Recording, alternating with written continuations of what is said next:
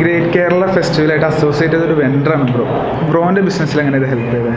അപ്പോൾ നമ്മളപ്പോൾ രജിസ്റ്റർ ചെയ്ത് കഴിഞ്ഞപ്പോൾ നമുക്ക് ഇവർ തന്നെയാണ് മാർക്കറ്റിംഗ് ചെയ്യുന്നത്. അതാണ് എനിക്ക് ഇതിൻ്റെ മെയിൻ ഹൈലൈറ്റ് ആയിട്ട് തോന്നിയത്. അതായത് നമുക്കിപ്പോൾ ഡിജിറ്റൽ മാർക്കറ്റിംഗ് സ്പെൻഡ് ചെയ്യാൻ ഒരു ലിമിറ്റ് ഉണ്ട് ചെറുകിടക്കാരെ സംബന്ധിച്ച്. അതുകൊണ്ടായിരിക്കും എല്ലാവരും പുറകോട്ട് നിൽക്കുന്നത്.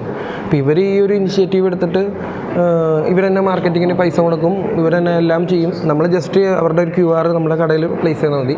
അപ്പോൾ ഇത് ആരെങ്കിലും സ്കാൻ ചെയ്യുമ്പോൾ അവർക്ക് ചിലപ്പോൾ ഡയറക്റ്റ് സമ്മാനം അടിക്കും, അല്ലെങ്കിൽ ഇപ്പോൾ എന്തെങ്കിലും നമ്മുടെ ഷോപ്പിൽ നമ്മൾ കുറച്ച് ഓഫേഴ്സ് കൊടുത്തിട്ടുണ്ട് ഇവർക്ക് വേണ്ടി മാത്രം.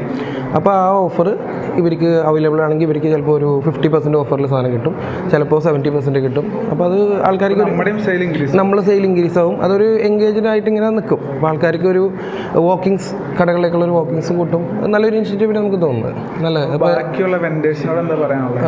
അപ്പോൾ ഞാൻ പറയുന്നത് ഈ ഡിജിറ്റൽ മാർക്കറ്റിങ്ങിലോട്ട് കുറേ പൈസ സ്പെൻഡ് ചെയ്യാൻ പൈസ ഇല്ലാത്തവർ ഈ ഒരു സംഭവത്തിൽ ജസ്റ്റ് രജിസ്റ്റർ ചെയ്തിട്ട് അവർ നോക്കുക. ബാക്കി ഇവർ മാജിക് ചെയ്തോളും. അത് അതിന് വേണ്ടി വെയിറ്റ് ചെയ്യാം. അത്രേ ഉള്ളൂ.